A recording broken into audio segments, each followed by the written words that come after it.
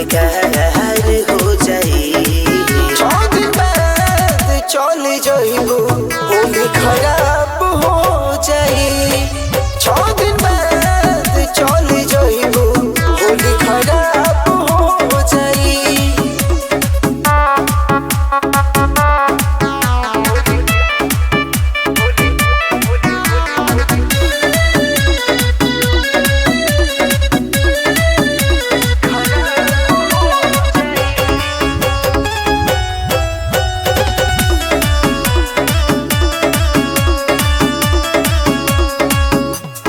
पता नहीं हम एने धोखा दे दी हलू हथवा पर नहीं मैं हदी रचैलू।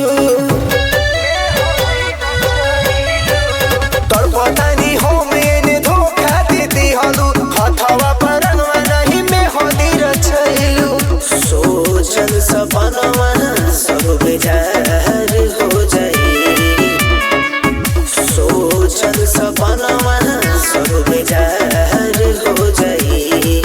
6 दिन बाद चल जाइबू होली खराब हो जाई। 6 दिन बाद चल जाइबू होली खराब हो जाई।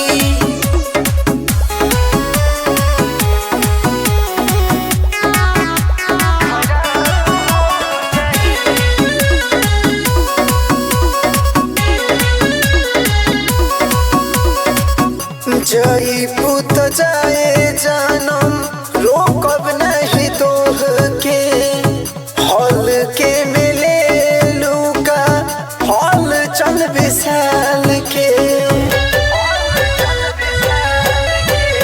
जाइबू तो जाए जानम रोकब नहीं तोह के हॉल के मिले लूका हो कित विशाल के। दी हल जखमवा अब तूफान हो जाई। हल जखमवा अब तूफान हो जाई। 6 दिन बाद चल जाइबू होली खराब